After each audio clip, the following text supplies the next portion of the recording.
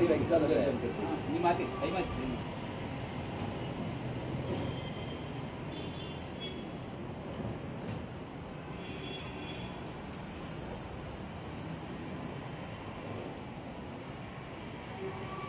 കഴിക്കുന്നില്ല ഇനി മണി ഇപ്പുറത്തൊക്കെ മണി മണി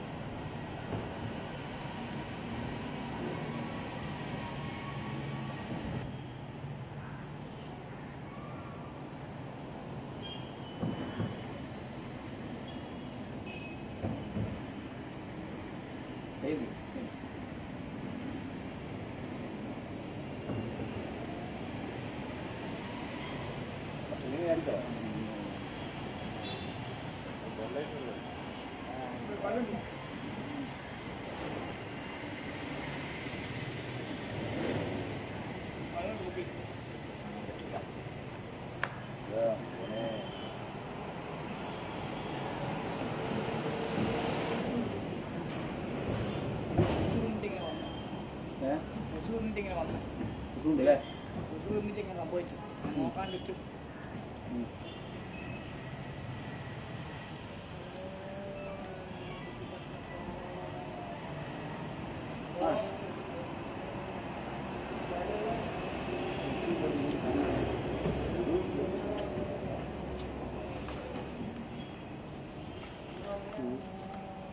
എന്താ പോകുന്നില്ലേ? ആ എന്താ പോകുന്നത്? നിങ്ങൾ സാധാരണ ബ്ലഡ് പോക്കുണ്ടോ?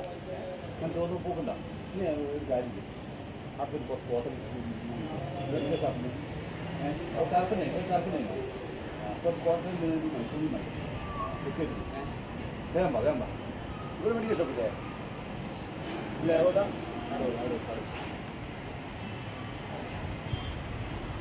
ഓടനെ മുറികെട്ടുന്ന മുറികെട്ടുന്ന സർക്കിനെ വേഗം വേഗം ഓടി ഓടി. ഇവിടെ എവിടെയല്ല മെഡിക്കൽ ഷോപ്പ്? ഇവിടെ മെഡിക്കൽ ഷോപ്പില്ല. അങ്ങനെ നോക്കാൻ പറ്റില്ല.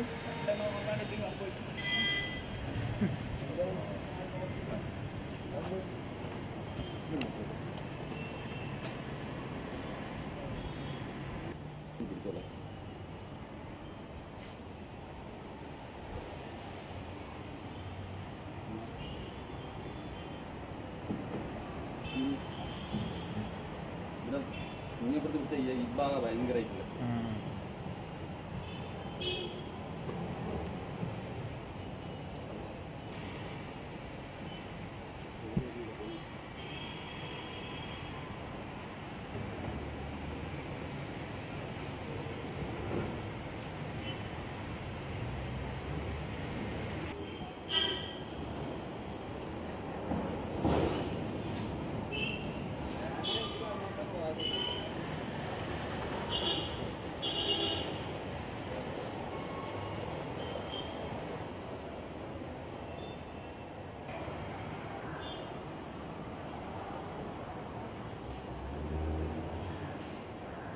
ഇയാള് ആരെയും നിങ്ങൾ കൊടുക്കുന്നേ? ആ ആ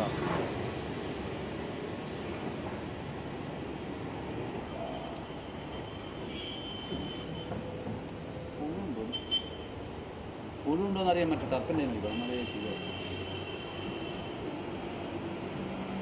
നന്നായി പോയിട്ട് ഒന്നുമില്ല നിങ്ങൾ പോയി.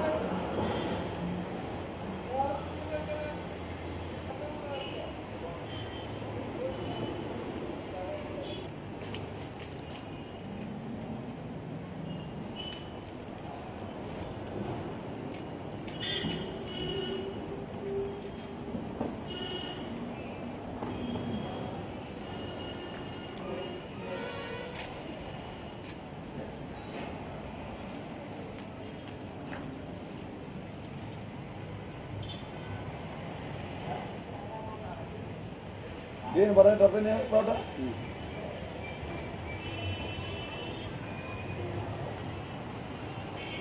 അങ്ങനെ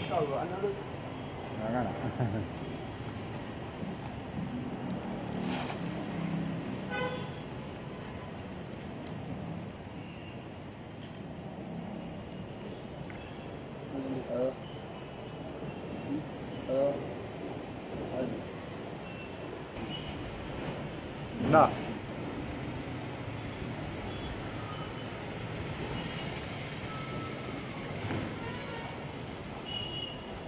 ഉണ്ട്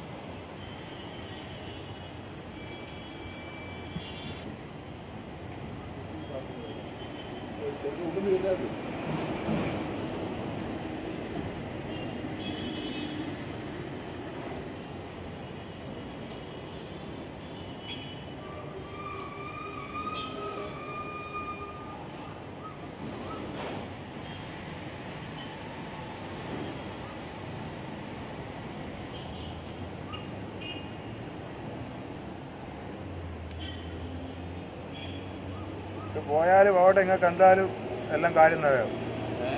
ഇത് പോയാല് നിങ്ങളെ കാര്യമെല്ലാം സാധിക്കും.